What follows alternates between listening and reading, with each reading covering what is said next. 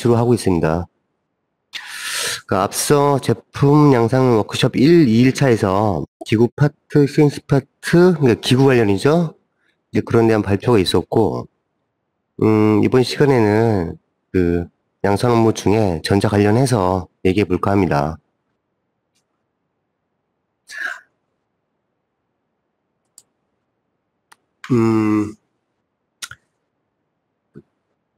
네, 통상적으로 개발 및 양산 프로세스 장편을 좀 만들어 봤는데요.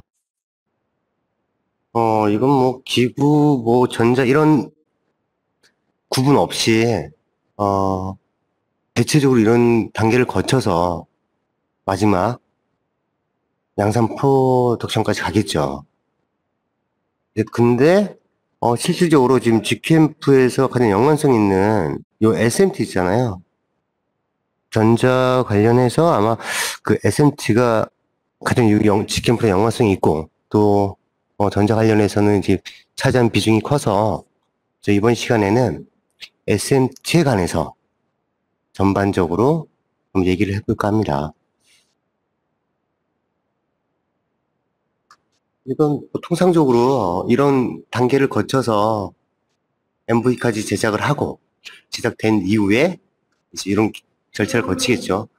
DPP, LPP, MP 이런 용어들은 PVT 이런 용어들은 개발 쪽에서 쓰는 용어이기도 해요.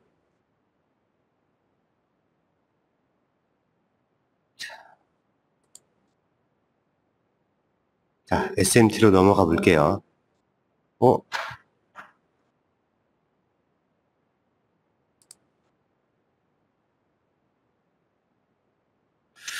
자, SMT 생산에 필요한 내용들을 알아보겠습니다.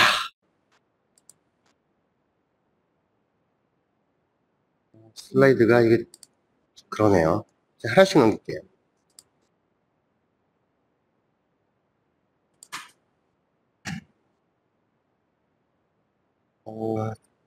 일단 목차를 조금 정해봤는데요. 첫 번째, SMT란 무엇인가? 두 번째, SMT 발전 배경. 세 번째, SMT 장단점. 네 번째, SMT 실장 형태. 다섯 번째, SMT 작업 시 필요 데이터. 여섯 번째, SMT 작업 시 PCB 제작 조건. 중요하겠죠, 이거. 일곱 번째, SMT 작업 시 부품 조건. 물론 중요합니다. 여덟 번째는 기타인데, 이거는 말 그대로 기타예요. 자, 첫 번째 한번 봅시다. SMT란 무엇인가? 크게, 세부로 따지면 너무 많아요. 공정이. 크게만 좀 볼 거예요.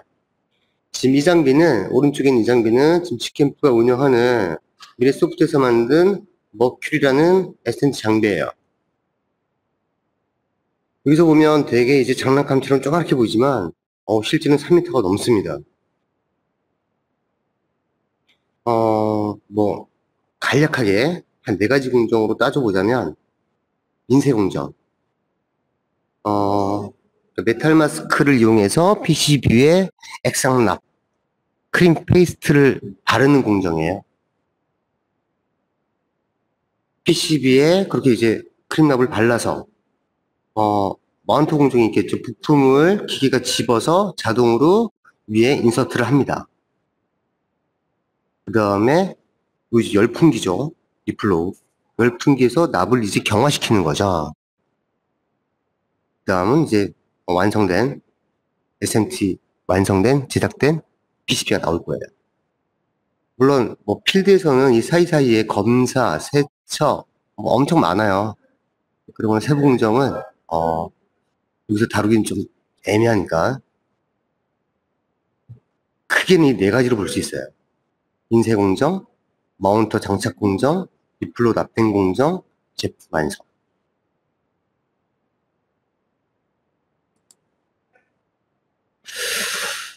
자, 이제 첫 번째 공정이죠. 인쇄 공정. PCB 아톡을 합니다. 회로 설계를 하고 이제 PCB 아톡을 하죠. 그래서, 자, 필드에서는 이제 이런 매뉴얼, 수동의, 그 실크 스크린 말고 자동으로 할 거예요. 근데 지금 G캠프에서는 그 인라인처럼 긴 장비를 들어놓을 수가 없어요. 워낙 길기 때문에 막 10m, 20m 되기 때문에 축소화시켜서 그리고 SMD용으로 메탈 마스크는 필요하기 때문에 매뉴얼 스크린 하나 갖다 놨어요. 그리고 실제 PCB를 놓고 이 메탈 마스크를 내려서 위에 납을 밉니다. 그러면 이 금색이 있잖아요. 금색된 부분들이 자, 이렇게 납이 도포된 형태로 나올 거예요. 그리고 이때 쓰는 납은 액상납이에요. 솔더 페이스트, 뭐 솔더 크림 이런 표현을 쓰는데 열 경화에 의해서 열에 의해서 경화되는 그런 볼 타입의 액상납을 씁니다.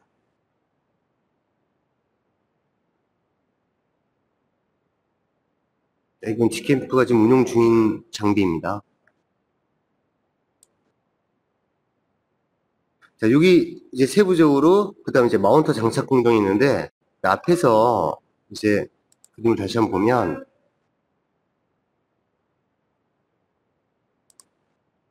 지금 요 파트예요. 지금 요 부분에 아까 그 매뉴얼 스크린으로 PCB 액상납을 밀었고 이제 마운트 공정인데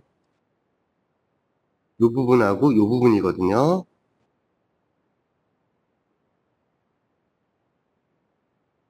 자, 요거 이제 피더예요. 어찌 보면 트레이죠. 그러니까 PCB를 한 장 한 장 이제 납바른 PCB를 여기 차곡차곡 채웁니다. 차곡차곡 이 지금 머큐리 장비는 20대까지 20장까지 장착 가능해요. 실제로 PCB를 이렇게 다 채우면 이 트레이가 이 피더가 하나씩 하나씩 올라오면서 이쪽으로 밀어져요. 민 다음에 밀면 PCB가 이게 안착이 됩니다. 이게 쭉 트레이를 따라서 쭉 와서 안착이 돼요. 이게 최초에 레이저로 높이를 전부 계산한 다음에 이런 척을 바꿔가면서 지금 이 피더가 좀 살짝 안 보이는데 피더에 있는 부품을 찍어서 PCB에 마운트를 시킵니다. 여기 마운터 장착 공정이에요. 실제로 SND 부품들을 자삽을 치는 거죠. 자동으로 이제 만드는 거죠.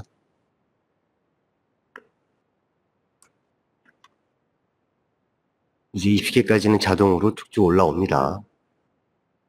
마운트 공정이 이렇고요. 조금 넓게 보면 이제 여기가 PCB를 넣는 함이 되겠고 이제 마운터를 할 거예요. 실제 부품을 척이에 노즐이 잡아서 부품 위치에다가 거치를 시킬 겁니다. 그런 것들은 이제 기계를 제어할 수 있는 이제 PC가 달려 있고요. 그리고 마운터가 되면 이제 이쪽으로 여기다 보일 텐데 옆으로 쭉 흘러가요. 열풍기로. 그리고 피더는 저희가 가진 피더가 이렇게 좀 꽤 많아요. 사이즈별로.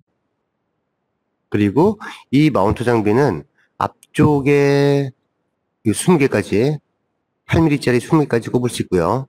뒷면에 또 20개까지 꼽을 수 있어요.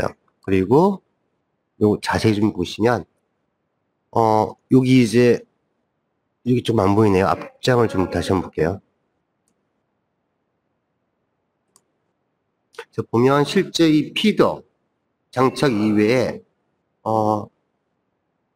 SND 부품을 놓을 수 있는 이 트레이들이 이거는 이제 판 트레이가 있고 여기는 이런 이제 리드 타입의 이런 거를 꼽을 수 있는 실질적으로는 40개 피더보다 조금 더 많은 게 들어갈 수 있어요. 근데 부품들이 이형도 있고 8mm 이상 크게 있기 때문에 실제로는 좀 더 적게 꽂히겠죠. 어쨌거나 지금 이 장비는 이런 이제 CPU 타입 그다음에 릴 타입 이런 이제 조그맣게 벌크로 들어온 거 있잖아요. 이런 것들을 꼽을 수 있는 띠로 꼽을 수 있는 시스템이 돼 있어요. 그 다음에 이 장비의 지금 특징 중에 하나가 메탈 마스크를 이용해서 PCB에 그 크림솔더를 바르고 마운트하는 작업도 되지만 이 장비가 그 샘플 위주로 굉장히 잘 나온 게 메탈 마스크 없이 그 패드면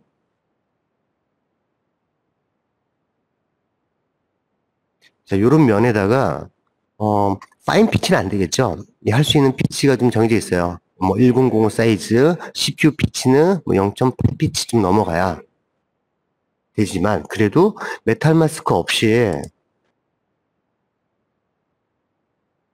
여기 디스펜서가 있어요. 이 주사기 안에 이 액상 납이 들어가 있습니다. 그래서, 메탈 마스크 없이 실제로 SMT가 가능한 장비예요.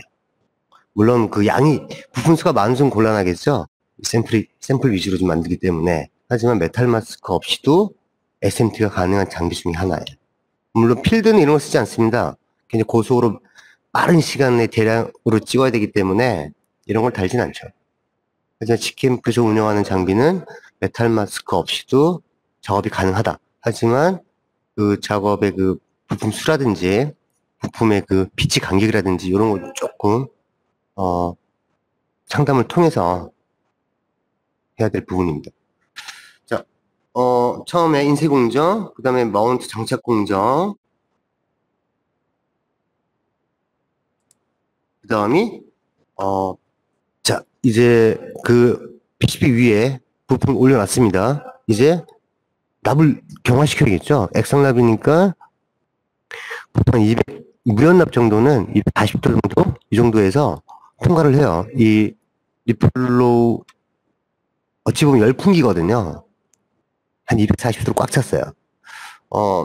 인라인 장비, 그러니까 필드 같으면 보통 5m에서 10m짜리도 있어요. 근데 지금 여기 G캠프에서는 1m짜리를 운영합니다.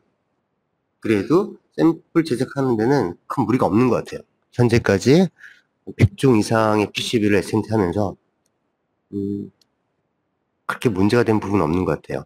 여기서 할 수 있는 그 사이즈에 한해서는. 이렇게 리플로 흘리면 여기에서 이제 나옵니다.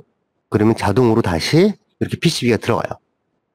마지막에 이게 하나씩 들어갈 때마다 한 칸씩 쫙쫙쫙 올라오면서 20개가 딱 차입니다. 그럼 이제 열이 식으면 빼면 되겠죠. 여기 이제 SMT 공정의 끝이에요. 이제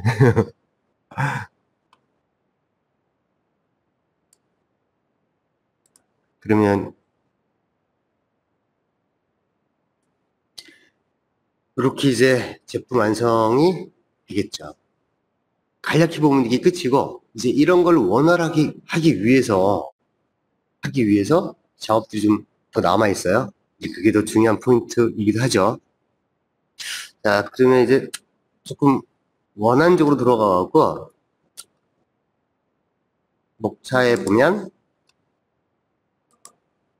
발전 배경 이제 SMT 전공정은 한번 봤어요 지금. 하지만 세부적으로 필요한 게 더 있거든요. 그게 더 중요한 부분이고 그래서 뭐 역사적인 배경부터 한번 쭉 훑어볼게요.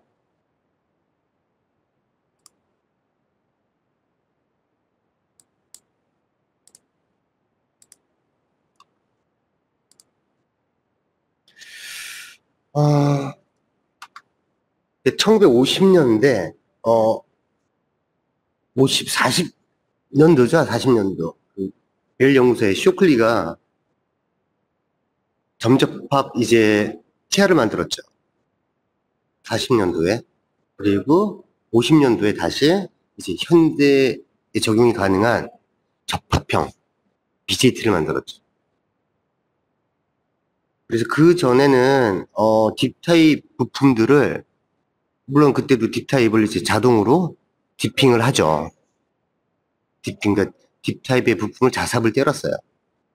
그런데 이제 50년대 말 60년대 초에 이제 BJT가 즉 반도체가 만들어지면서 상황 완전 달라졌죠. 굉장히 이제 소형화, 경량화가 되면서 여기 내용은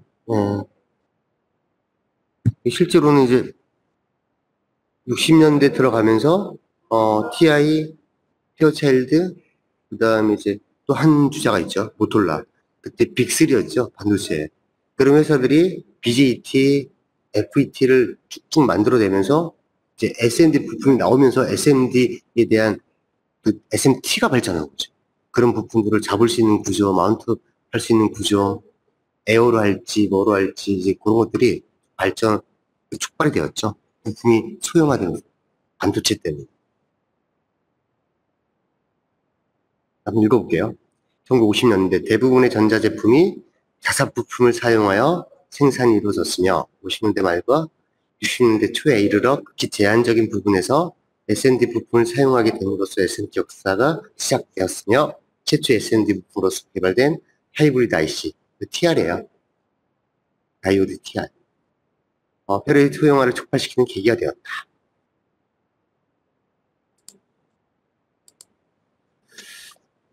그래서 이제 60년대, 70년대 가면서 이제 BJT가 나오고, 그 다음 이제 10년 단위로, 피모스, 또 70년대 엠모스, 80년대 시모스 같은, 현재 우리 이제 모스펫 많이 쓰잖아요. 거의 시모스죠. 그런 거 하고, 이제 수동 부품 쪽에서는, MLCC 많이 들어보셨어요? 멀티레이어, 세라믹 캐패시터. MLCC나, 아니, MLCL, 멀티레이어 코일 같은 거, 그다음 저항 같은 경우는 넓적한 거 있죠? 판형.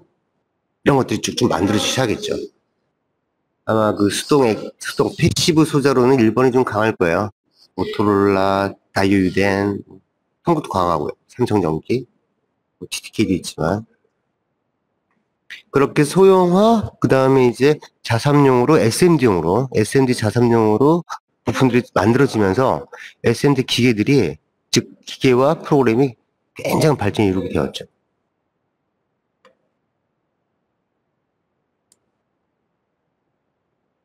자, 이제 80년대 이후부터는, 거의 현대 거랑 이제 유사하게 발전이 쭉 되고 있어요. 현재도 뭐 공정상 발전, 아니 기계의 속도, 그 다음에 정확성, 비주얼에 의한 정확성, 이런 것들 쭉 개발 업 중이죠. 계속. 그리고 이제 경박 단소라는 표현도 있네요. 얇아지고 짧아졌다. 작아지고. 예. 그래서 SMT 발전을 가져오게 되었습니다. 1980년대 이후로 굉장히 고속 성장을 하죠.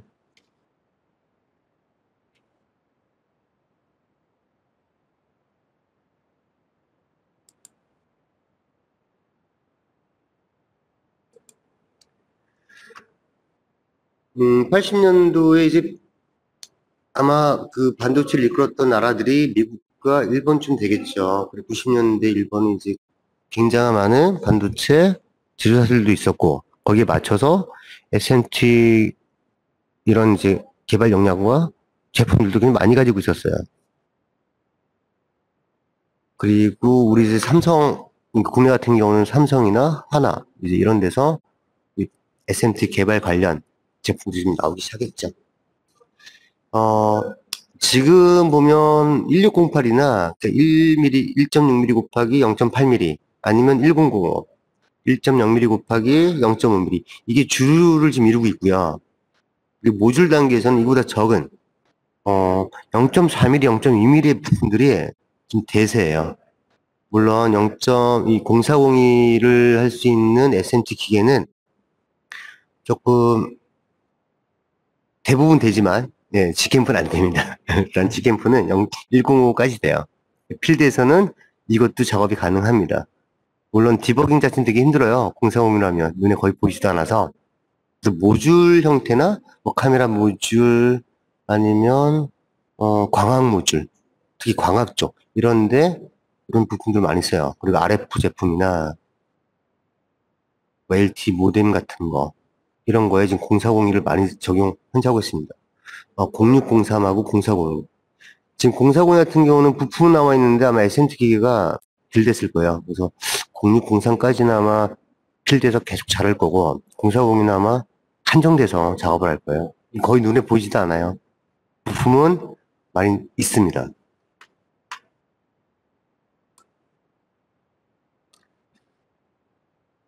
자, SMT 장점. 예전에 이제 수삽이죠. 수삽부품, 딥자재죠. 사람이 실제로, 구멍에다 꼽아서 하는 부품보다는 굉장히 크기하고 무게가 완전, 뭐, 경이롭게 그냥 감소했죠. 그렇게 이제 경량화, 소형화 되다 보니까 가격이 이제 다운되고요.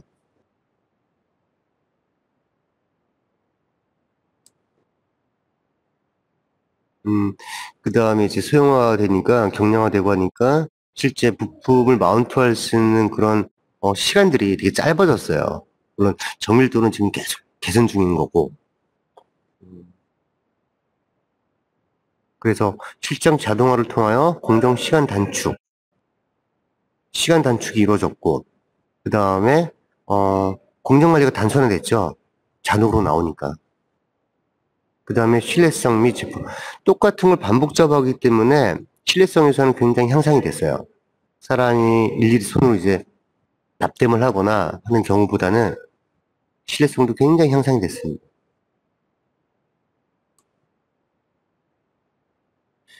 그리고 이건 뭐 장점보다는 당연한 거죠. 특성이죠. 어, 자동화 시스템이기 때문에 부품을 담는 그릇 또한 그 규격에 맞게끔 진화가 됐어요.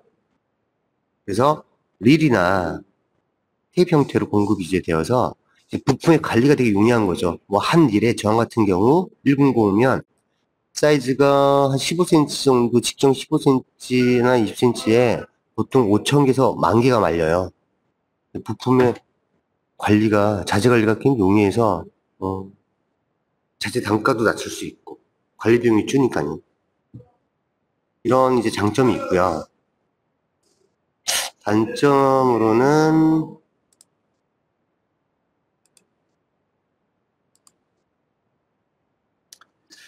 어, 일단 비싸요. 자동화 시스템을 만들어야 되기 때문에 이 라인 구성하는데 초기 비용이 굉장히 많이 듭니다. 장소도 필요하고, 그다음에 실제 SMT 기계도 필요하고, SMT 기계에 들어간 부자재도 굉장히 많아요. 그런 것도 전부 구비하고 작업이 가능하기 때문에 초기 비용이 많이 듭니다.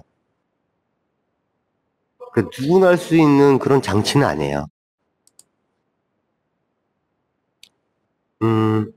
2번. 모든 전자 부품을 SMD 부품으로 만들 수 없는 한계가 있다. 뭐 단점보다는 특성이겠죠. 기계적인 특성을 가진 부품들은 아무래도 SMD 형태로 만드는 게 용이하지 않아요. 뭐 요즘은 조금 더 기술이 나아져서 뭐 센서란 특히 센서 기계적인 센서 있잖아요. 가속 센서, 자이로 센서, 뭐 이산화탄소 그런 이제 환경 쪽에 관련된 센서들 이런 기계적인 구조를 갖고 있는 그런 것들은 SMD와 부품하기가 쉽지는 않아요. 하지만 지금은 좀 소형화돼서 많이 나오는 편이긴 하죠. 2번은 단점보다는 특성이겠죠. 또 하나는 S&D 부품은 수리가 좀 간단해요. 표면에 붙기 때문에 띄는 것 또한 이렇게 hit건으로 열을 줘서 떼어내서 부품만 새로 인서트하는 이게 좀 쉽죠. 딥타입보다는. 근데 실제로 이제 그 양이 많다 보니까 이 검사하는 과정 모든 그 BBT 검사 비슷한 건데 전원을 끊고 뭐하는 지그 만드는 게 어려워요. 이것도 단점보다는 특성일 거예요. 실제로 SMT가 딥자재를 쓰는 수작보다는 과정이 어렵진 않아요. 수리하는 거나.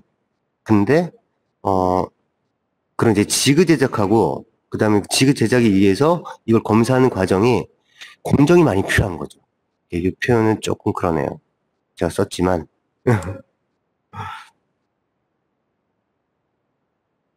어, 이것도 하나의 특성이죠. 지금 부품들이 정말 좀 소형화되거든요.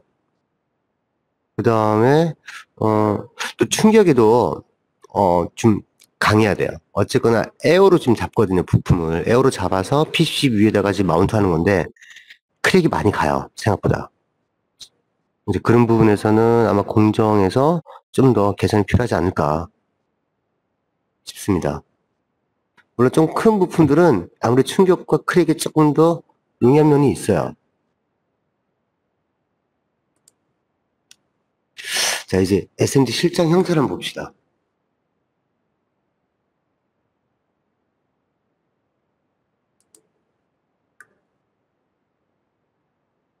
말 그대로 SMT 실장 형태란 PCB 위에 부품이 장착되어 있는 형태를 말한다. 당연한 거죠.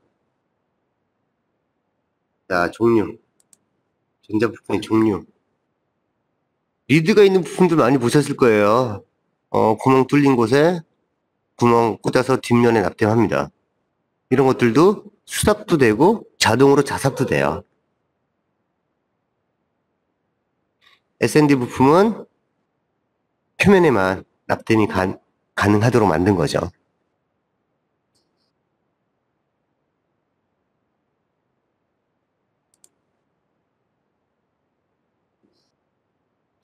이 표현은 있으나마나 편인데, 형태감을 갖추기 위해서는 썼어요. 이것도 형태, 아까 그 SMT의 부품에 대한 한계성, 그런 차원입니다. 자, 이제 그림으로 한번 볼게요. 전해 콘덴서죠? 자, 리드, 많이 보셨죠? 리드. 뒤에 납땜하는 거고요. 이 코일이죠, 코일. 트레디알 코일. 얘도 구멍에 꽂아서 뒤에서 납땜을 합니다. 여기 저항도 있고요. 가장 기본적인 형태일 거예요.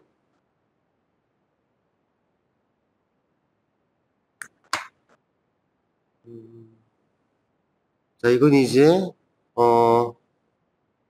리드 타입의 형태고요.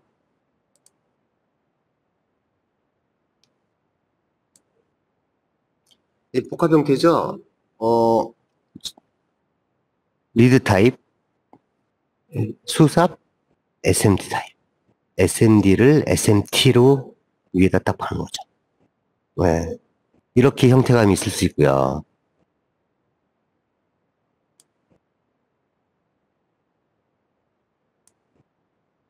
자, 요거는 SMD 부품만 쭉 있죠? 한 면에. 네. 한 면에 부품을 전부 실장했습니다. SMD 부품이죠. SMT 공정에서.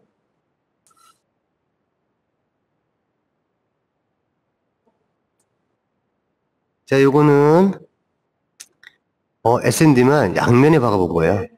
이런 형태가 가장 많이 쓰이죠? 예. SMD 부품을 양면에 박습니다. 가장 고밀도로 작업할 수 있고요. 이 부분은 가장 많은 부품 수가 올라가겠죠. 단일 PCB당.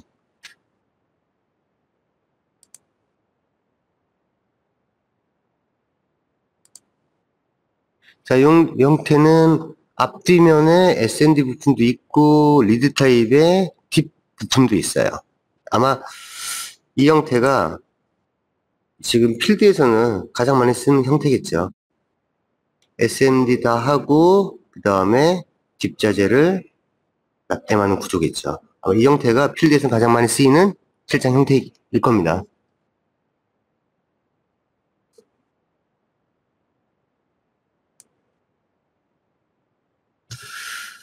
자, 그 다음 SMT 작업 시 필요 데이터. 아까 그 SMT 기계를 사용하기 위해서는 그 SMT 기계에만 표준의 데이터가 필요해요. 그리고 그 표준들은 이미 공용화 돼 있어요. 기본적으로 부품 데이터가 필요할 거 아닙니까? 어떤 부품인지 알아야 되니까. 그리고 어느 위치에 어떤 부품이 꽂힌다. C2로 이런 것들은 캐피스터겠죠. SMD 부품이고, 이것도 SMD 부품이고. 커넥터는 2핀짜리 무렉스 딥 타입이고. 이런 이제 봄 데이터들이 필요해요. 그 다음, 이 봄 데이터가 필요하고, 즉 부품 데이터죠. 그 다음에 필요한 것들이, 자, 실제로 그 PCB면 어디에 지금 이 부품들이 실장이 돼야 될지 좌표 데이터가 필요하게 됩니다.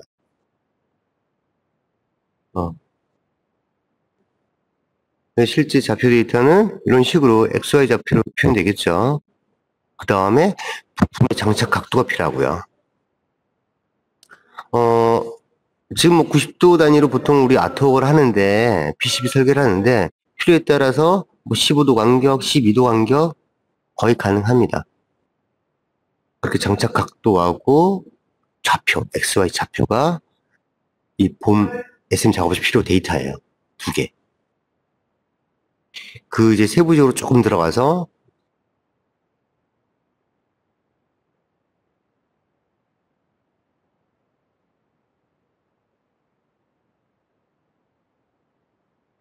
자, 두 가지 실제 부품 데이터와 그 부품이 장착될 좌표 데이터가 필요한데, 그런 것들을 지금 어떻게 이제 생성하고 만들어줘야 되잖아요.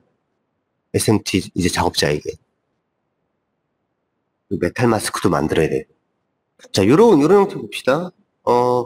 지금 원본 파일이에요. PCB 원본 파일. 어레이 안 된 거. 원본 파일이죠. 요거 우리 보통 아토, 그러니까 PCB 설계할 때 이렇게 합니다. 근데 이거 자체로는 SMT가 좀 곤란해요. SMT 트레이에 태워야 되는데 태울 수가 없잖아요.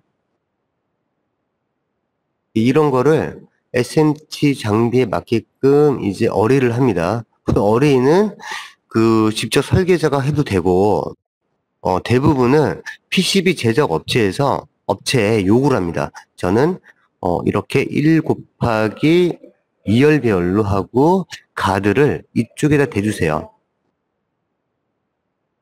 자, 이렇게 되면 실제 가드를 이쪽에 대고 PCB 두 개가 붙는 꼴이고 충분하게 텐션도 나오고요. 네, 3개까지도 가능하겠네요. 이렇게 지금 실제 3개 작업한 것도 있어요. 처음에 2개 했다가 3개가 지금 최적화돼서 3개로 위에 작업을 했습니다. 자, 이렇게 실질적으로 원본 파일을 갖고 이렇게 내가 배열을 해서 PCB 제작 업체에 줘도 되고요. 대부분은 PCB 업체에 1 곱하기 3 배열을 할 겁니다. 가드를 이쪽으로 해주세요라고 얘기를 하면 PCB 제작 업체에서 제작된 파일을 보여주고 파일이 완성되면 이 파일이 아닌 요 하나의 파일이겠죠. 요 하나의 파일을 갖고 메탈 마스크를 제작합니다. 그리고 SMT 장비는 이 파일을 갖고 좌표 작업을 해요. 실제로 이 파일이 아니고 이 파일로 하게 된다면 하나하나 이 변환을 다 시켜서 맞춰야 되거든요. 그리고 실제로 기준점도 없고요. 지금 얼라이먼트나 피디셜 마크가 없어요.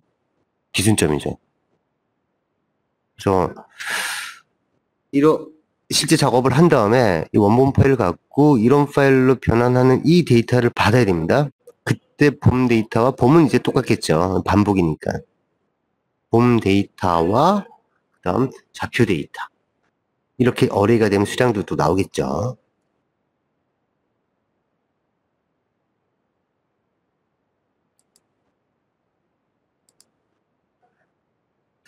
자, 저희 직캠프에서 운영하는 이 장비는 좀 한계성을 갖고 있어요. 물론 필드코드 한계성을 다 갖고 있습니다.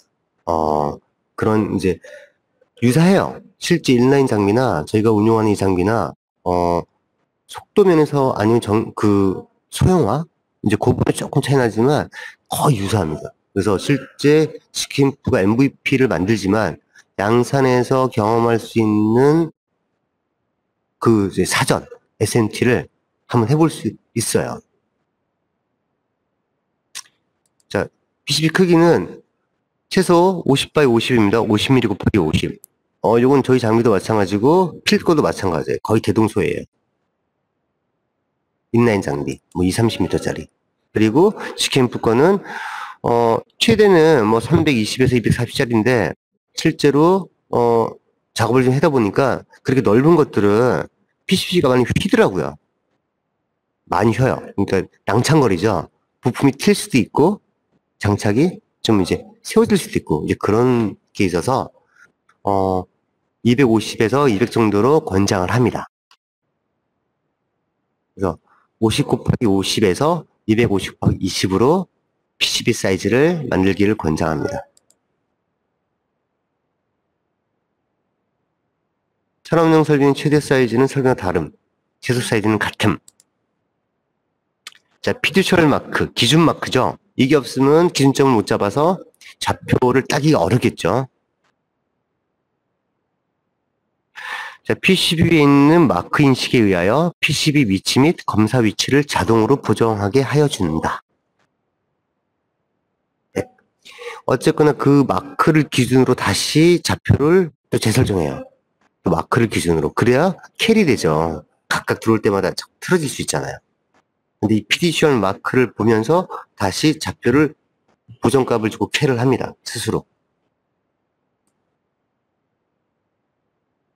일반적으로 PCB 위에서 사용되는 마크의 모형은 원형 사각형 등을 많이 사용합니다. 기준 좌표죠. 당연하겠죠. 이 좌표 변경이 되면 모든 좌표는 틀어지게 된다. 네. 피디셜 마크는 PCB 보드에서 대각선으로 두 개를 설정하므로 PCB가 틀어지는 위치도 보상할 수 있게 된다. 킬 작용을 합니다. 예, 연속 생산을 위해서는 꼭 필요한 데이터이다.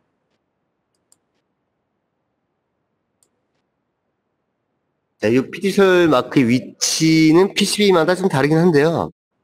PCB 제작 업체에서 통상적으로 원형이나 네모나게 만들어 줍니다.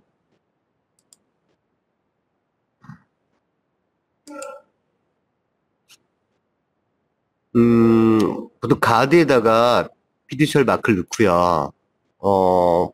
그게 안 될 경우는 PCB 안쪽에도 넣지만, 웬만하면 PCB, 이게 트레이를 타는 PCB 가드 있죠? 거기다가 피디셜 마크를 이제 얼라이먼트를 해야 되니까, 그렇게. 이런 식으로 하면 여기를 잡거나, 여기를 잡거나 해서 기준점을 잡아요. 그러면 트레이를 타고, 아까 이제 트레이를 타고 오잖아요. 저 첫 장 한번 볼까요?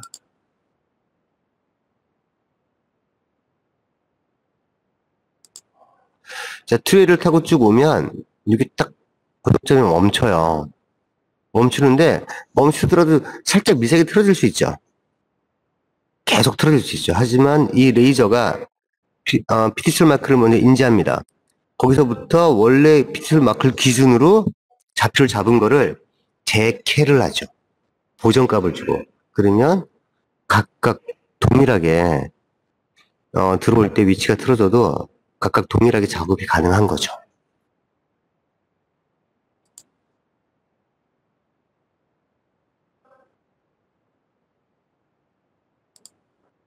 네, 이렇게 보통 PCB 제작 업체에서 이건 해줘요. 그리고 나는 뭐 나만의 피티셜 마크를 얼라이먼트 할 수 있는 피티셜 마크를 만들겠다. 만드셔도 돼요. 이런 데다가도. 근데 아무래도 여기가 낫겠죠. 이제 이거는 생산 끝나면 V컷 해놓은 걸 잘라서 요 안에 것만 취할 거 아닙니까? 기준점은 가드에 넣는다.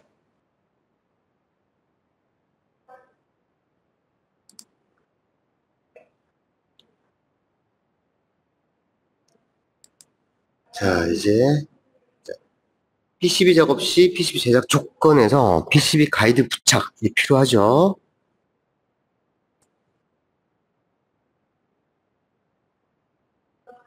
가이드 부착 이유는 기계 작업 시 컨베이어 이동 또는 PCB 고장, 장착 작업 시 PCB에 장착된 부품 손상을 막기 위해 사용합니다. PCB 어레이 작업, 최종 PCB 제작 시 적용됩니다.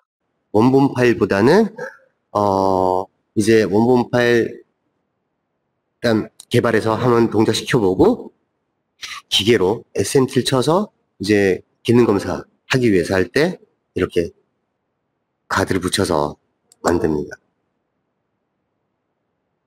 자, 여기 보면 이제 이렇게 가드를 쭉 맞춰놔요. 이렇게 가드를 잡았는데 이거 좀 빼볼게.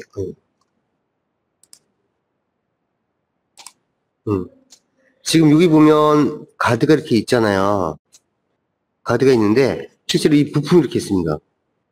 네. 요거는 썩 좋진 않아요.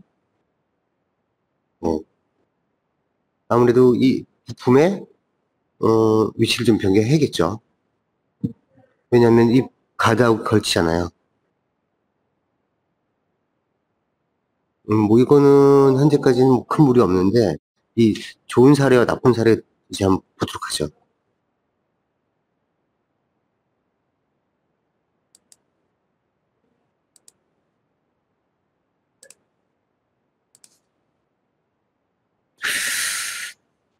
자, 요거 앞에 거 파란 보드는 처음에 원본 파일이에요. 원본 파일이고 이제 하나하나 일일이 수작업 비슷하게 만들었어요. 검증을 했죠. 그 다음에 이렇게 PCB 작업을 하고 실제 마운트 시켜본 거예요. 아무래도 이거는 이제 실제 작업이 불가하기 때문에 이렇게 만든 거고요. 이거 같은 경우는 사이즈가 50cm 이하예요. 이게 조그만하죠? 그래서 12개를 어레이 시켰어요. 어레이 시키고 이쪽에다 가드바를 대고요. 피니셜 마크를 찍고 SMT를 한 경우에요.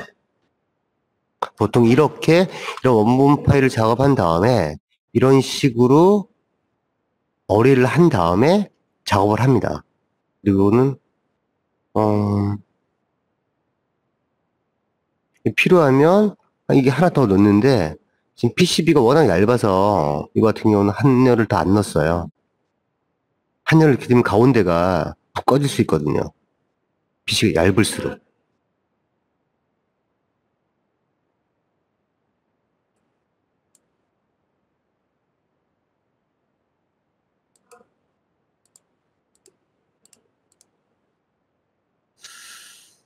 자, 요거는 이제 어리를 하긴 했는데요.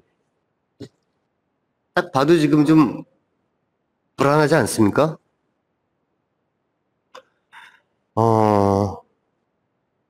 꼭, 네. 꼭 꼬집어서 말하면 뭐 중국 쪽에서 좀 해갖고 왔는데, 지금 가드가 너무 작고요. 그다음 가드에 프리컷이 들어갔고요. 그 다음에 이쪽은 또 뭘 하질 않았어요. 여기하고 여기밖에 없어서 실제로 이게 SMT를 치는데 낭창거리더라고요.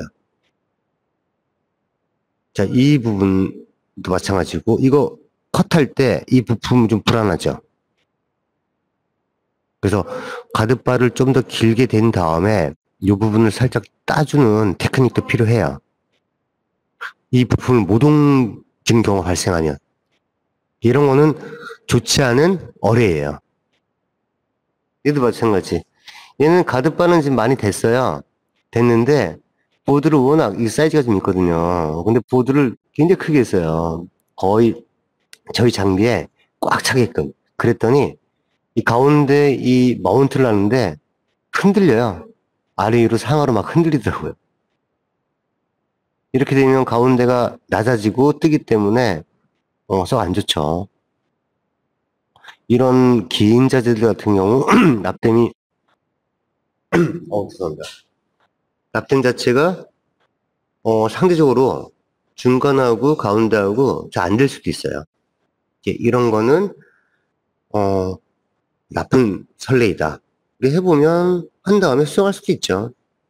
이렇게 초기 작업을 해보고 다 초기 제품이거든요. 이 작업하신 분도. 그래서 그 다음에 이제 제대로 된 제품이 나왔고요. 이런 거는 좋지 않은 어뢰 사례예요. 마냥 이렇게 많이 한다고 좋진 않습니다.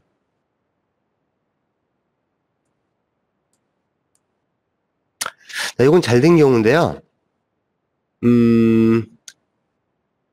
자, 거의 50 바이 50 정도 되거든요. 그러니까 50mm 곱하기 50mm 정도 4개 어레이 작업을 한 거고, 이도 마찬가지고. 지금 보면, 어레이, 이게 재봉선이죠. 이렇게 재봉선을 사이사이 다 뒀어요.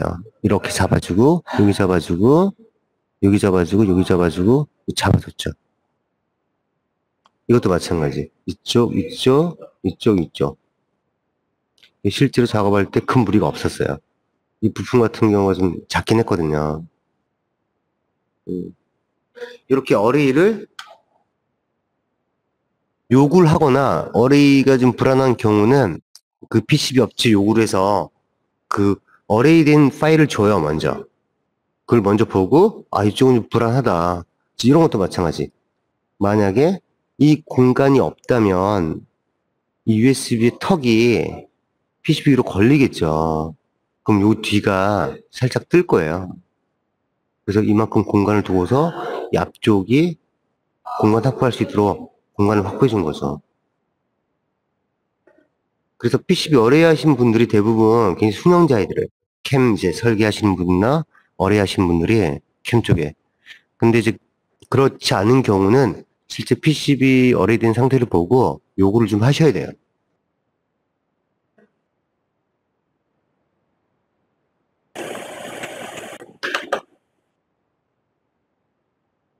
그 SMT 작업 시 PCB 제작 조건 쭉 한번 다시 한번 볼게요. 계속해서. 자, 이 PCB 같은 경우는 뭐 어레이 2 곱하기 2 배열로 잘 됐어요. 근데 좀 이제 들여다보면 요 부분 있죠? 빨간 부분. 확대해서 좀 볼게요. 자, 확대해서 보고 나니까 이런 이제 SOIC 타입의 IC가 붙는 그런 위치예요. 근데 이 IC들 보면 이제 방향이 있거든요. 보통 글자를 기준으로 해서 이쪽이 1번이고 이렇게 돌아가거든요. 1, 2, 3, 4, 5, 6, 7, 8. 근데 지금 이 PCB 아트웍된 상태를 보면 기준점이 없어요. 방향이 없어요. 방향이.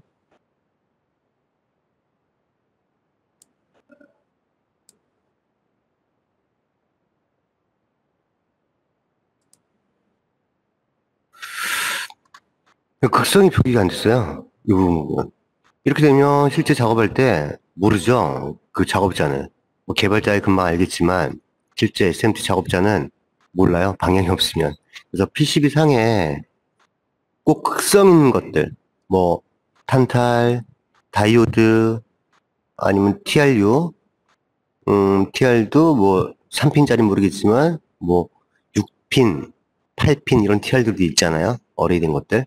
그런 것들, 그런 극성 있는 모든 부품들에는 PCB 상에 이 실크로 표기를 해줘야 돼요.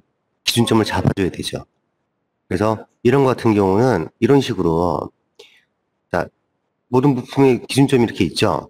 그렇게 PCB 상에도 이렇게 기준점을 두거나 1번 위치를 이렇게 표기를 좀 해줘야 돼요. 그래서 작업자가 부품을 역삽하는 경우가 없겠죠. 특성이 없는 것들은 MLCC 타입의 캐패시터나 이런 건 상관없는데 저항 같은 거, 그 다음에 인덕터 같은 거. 근데 뭐 CPU 뭐 사각짜리 사각형 형태 CPU나 아니면 이런 2열 타입의 SYC, 뭐 TQFP 이런 것들 보면 기준점이 있어요. 그래서 꼭 기준점을 PCB 상에 해야 된다는 거 중요합니다.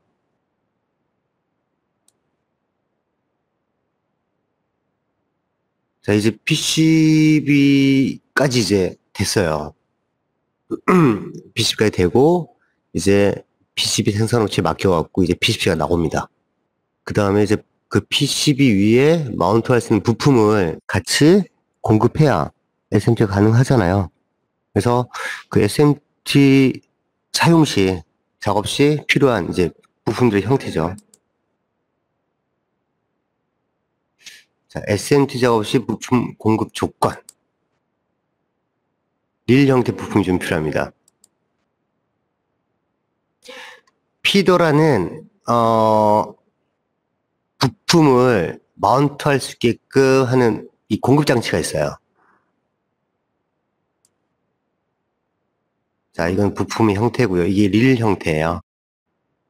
뭐 이거 말고도 대롱에 이제 부품들이 들어가 있거나 대롱 있거든요. 거기에 쭉 부품이 있거나 아니면 트레이 판에 IC가 딱 이렇게 이런 형태.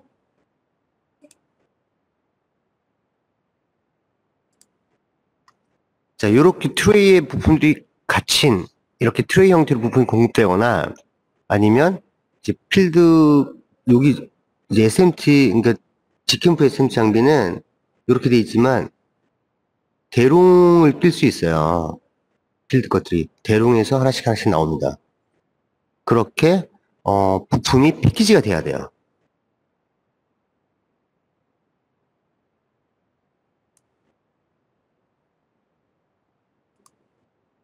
이게 릴 부품이거나, 이제,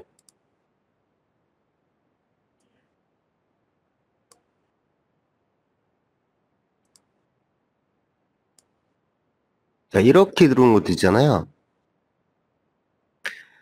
자, 아까 그러니까 이런 짜투리 같은 거, 뭐 작업은 가능한데, 굉장히 느리죠. 느리거나, 사람 손이 일일이 손을 타요. 이렇게 되면, 정밀도는 떨어질 수밖에 없죠. 반복 작업하는 과정에서. 이런 럼프 소자들이 벌크로 이렇게 들어온다거나, 이런 형태면 SMT 작업에서 굉장히 손이 많이 갑니다. 작업 속도도 굉장히 느리고 정밀도도 떨어지죠. 정상 작업 불가. 네, 정상 작업은 불가지만 작업은 가능하겠죠. 사람이 하는 거기 때문에 작업은 가능하지만 속도나 정밀도가 굉장히 떨어진다는 거.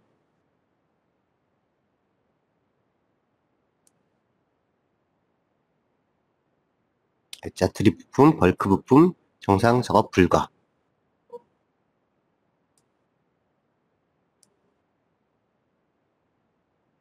자, 그 부품들이 이런 피더가 이렇게 있어요. 앞에 그림을 다시 한번 볼게요. 이 피더가 어떻게 붙는지.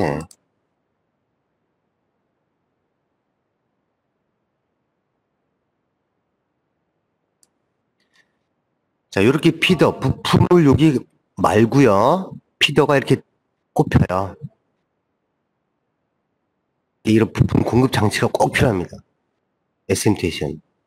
지금 이거는 저희 장비 에어도 있고요. 그 다음에 테스트용으로 전자식도 한번 써봤어요. 에어는 컴프레셔를 써야 되는데 전자식은 컴프레셔가 필요 없습니다. 그래서 아까 저소음이고 전자적으로 동작하기 때문에 조금 더 정밀해요. 에어보다. 그리고 그 피치를 뭐 1608, 1005 같이 쓰기도 하는데 그 전자부품, 전자피터 같은 경우는 조금 더 범용성이 넓어요. 현재 추세는 이런 에어식보다는 이 지금 마운트된 게 지금 부착되어 있는 게 에어 타입인데 전자식이 요즘 대세예요. 물론 단가는 좀 셉니다.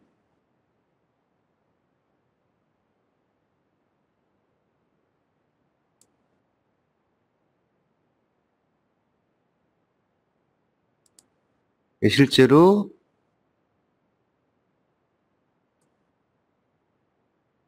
이런 피더의 부품을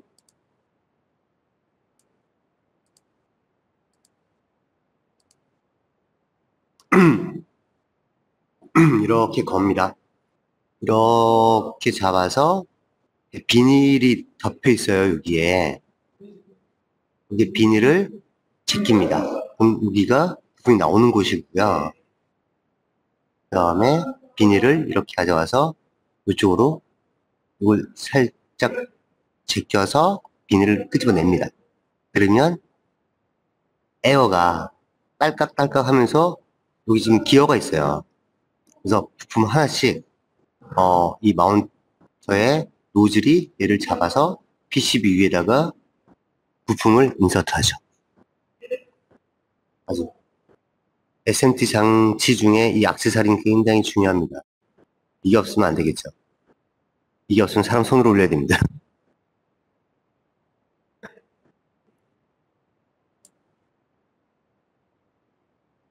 이렇게 다 일일이 장착을 하고 그 다음에 그 슬롯에 아까 그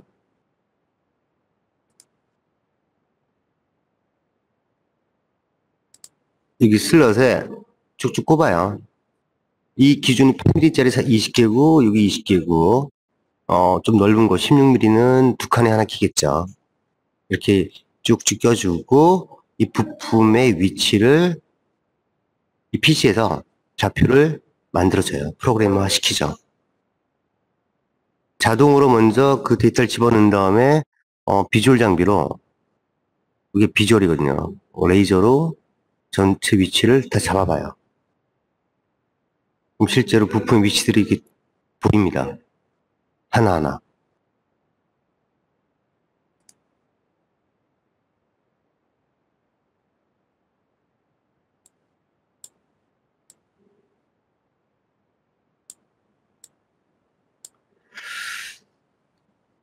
자, 이제 피더까지 봤고요. 여기 보면, 지금 뭐, 양산 관련된 건데, 실제 SMT 관련해서 쭉 얘기를 드렸어요. 실제 SMT를 치더라도, 친 다음에 검사하고, 그 다음에 특성 체크하고, 양산에서는 특성 체크하고 다시 포장하고 또 검사하고, 공정이 굉장히 많죠. 작업 지도서도 만들어야 되고, 그 다음에 테스트할 수 있는 지그도 만들어야 되고, 또 지그 이후에 분량도 ASL. 세부적인 공정이 굉장히 많은데, 실제 필드에 가서 한번 작업해보지 않으면, 문서로 앞만 봐도 아마 이해하기가, 체험적으로 몸에 와닿기가 좀 어려울 것 같아요. 실제로는 저희 공장을 한번 갔다 왔는데,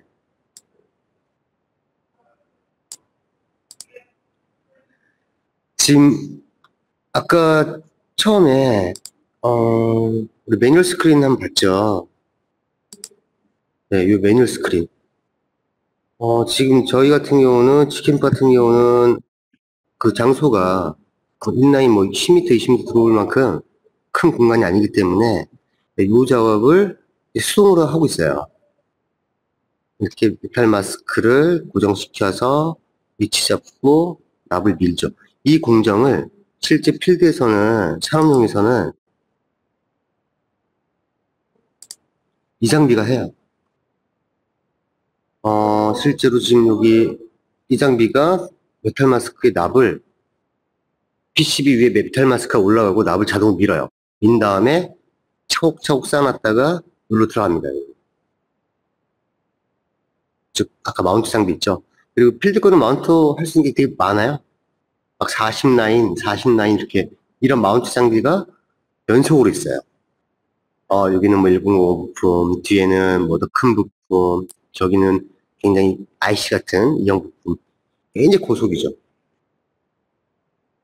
생산에서는 작업 수량이 많아야 기계값을 뽑고 인건비가 나오기 때문에 굉장히 고속으로 돌립니다. 그래서 어레이도 꼭 필요하고요. 워낙 고속이기 때문에 이 흐름이 끊어지면 안 되거든요. 부품 찍는 마운트하는 속도하고 뒤에 보시면 이렇게 리플로도 굉장히 길어요. 이 리플로에서 이제 쭉 나올 텐데 저기 납을 바르고 마운트하고 이 일련의 속도가 여기가 이렇게 버틀릭 있으면 안 되겠죠. 쭉 흘러야 돼요. 그래서 부품 만약에 이런 것도 있어요. 어레이를 이 속도에 맞춰서 개수를 또 정합니다. 아니면 어레이가 이 개수에 맞출 수 없으면 불가하면 이 작업 속도를 조금 마운트 속도를 늦춰요. 근데 대부분 생산업체에서는 이 마운트 속도를 따라갈 수 있게끔 PCB에 붙는 그 양들을 어레이로 조금 더 많이 해서 이 버틀릭이 걸리지 않는 만큼 쭉 흘러갈 수 있게끔 그렇게 서로 협의를 합니다. 실제 이 장비는 요건 아닌데요. 뭐 비슷한 거긴 한데 보통 이 리플로우가 4에서 5m예요. 그리고 이거보다 긴 것도 있어요. 이 안에 쭉 흘러가죠. 흐름이 끊이지 않게끔 자동으로 스스로 납을 밀고 스스로 마운트를 하고 그 다음에 납땜 경화를 시키고 차곡차곡 이제 그 트레이 피더에 꽂힌 PCB를 이제 생산을 하죠. 그리고 갔던 공장은 뭐 지금 여기 이제 실제 SMT 라인도 있고요. 수산용 부품을 붙이는 것도 IMT라 그래요. 그것도 자동화 장비에 맞아요. 그러니까 SMT 말고 IMT도 있고요. 그다음 이거는 지금 공장이 큰데요. 이건 뭐 가본 데는 아니고, 조금 이렇게 리플로가 굉장히 길어요. 봐도 5m 훨씬 넘죠. 리플로가 이렇게 라인이 굉장히 많아요. 한 라인, 두 라인, 세 라인. 조금 큰 이제 업체, 만약 생산량이 좀 늘어나면 아무래도 이제 좀 캐파가 되는 그런 업체를 찾아가야겠죠. 국내도 꽤 있고요. 이렇게 리플로도 굉장히 길답니다.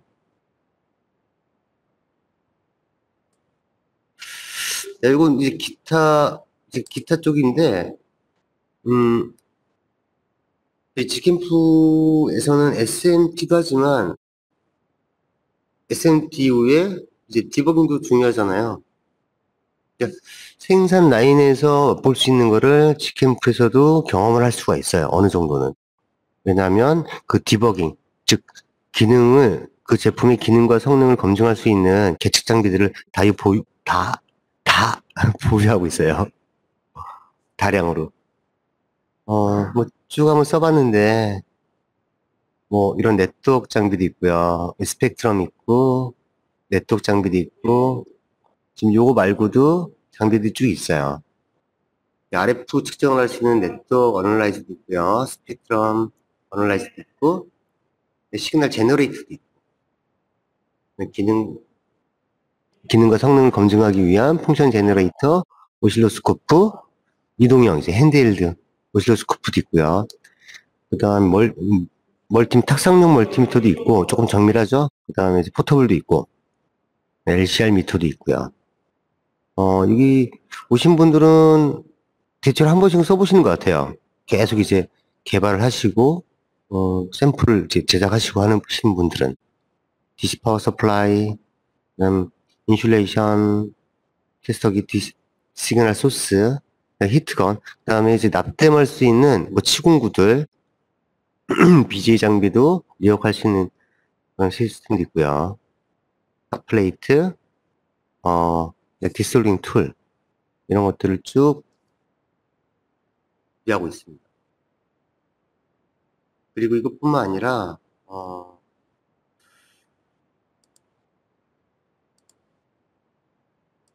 그다음에 SMT하고 SMT 전에 이제 테스트해 볼 수 있는 각종 부품들도 구비를 해놨어요. 물론 뭐 많은 양은 아닙니다. 각종 부품들하고 SMT용 부품들을 어떤 구비해 놓고 지금 한 번씩 생산하신 분들이 SMT 같은 경우 이제 자재를 공용으로 쓰게끔 기부하시는 분들도 있어요. 한두 개씩. 그러면서 없는 부품들을 이제 공용으로 어느 정도 쓰고 있습니다. 많이 쓰는 부품들이 있거든요. 뭐 캐피시터에서 뭐 100나노나 1마이크로, 뭐 저항에서 10K, 100K 이런 거 1K 굉장히 많이 쓰잖아요.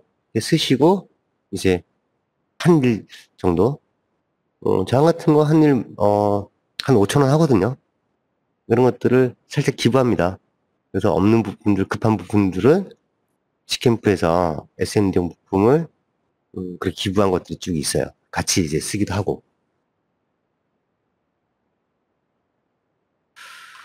네, 일단 2시간 정도로 예상했는데 실제로는 조금 SMT 관련해서는 빨리 끝났네요.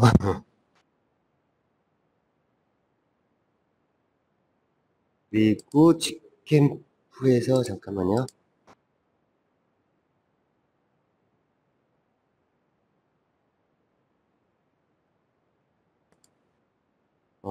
그리고 아까 직캠프 그 장비의 가장 그 막강한 특성 기능 중 하나가 이제 요거라 그랬잖아요. 메탈 마스크 없이 작업 가능하다. 그러니까 샘플에 가장 최적화된 그 장비예요.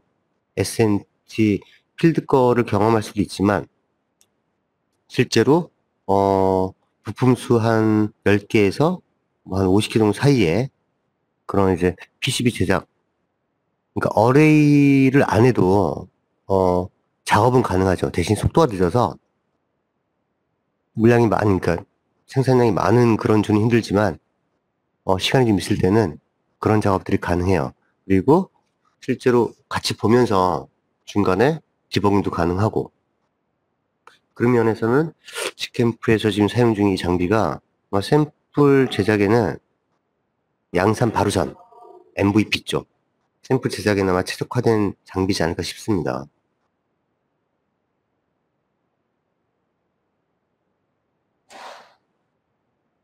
음.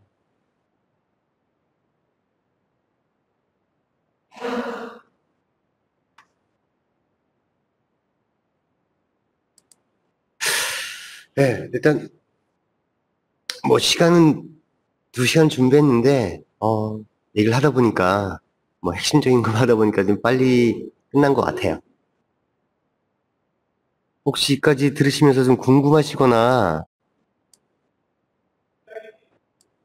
의문사항 있으시면 뭐 말씀해 주시고 특히 SMT를 만약에 하시려면 바로 준비하시는 것보다는 꼭 직캠프 상담을 먼저 한번 하시고 그래야 실수가 없으니까 하드웨어는 실수를 하게 되면 비용이 많이 발생하잖아요. 한번 상담을 통해서 SMT 작업을 하길 좀 권유드리고요. PCB 설계나 회로 설계 같은 경우도 이제 SMT화 시켜야 되거든요. 그런 부분에서는 상담을 좀 통해서 작업을 좀 하실 권장드리고요. 그 자료들은 이 비공개 원칙인데, 개인적으로 뭐 쓰시겠다 하신 분들은 메일을 주시면, 제가 첨부해 드리겠습니다. 여기, 제 메일은 홈페이지도 있고요. 여기, 이쪽으로 요청해 주시면, 원하시는 분들께 이 자료는, PPT 자료는 송부해 드릴게요.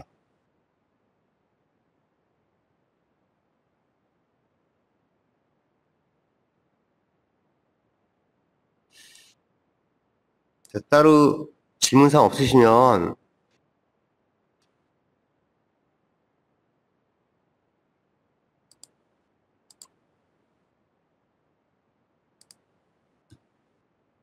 제품 양산 업무 워크숍, 전자 파트, 네, 마무리하겠습니다.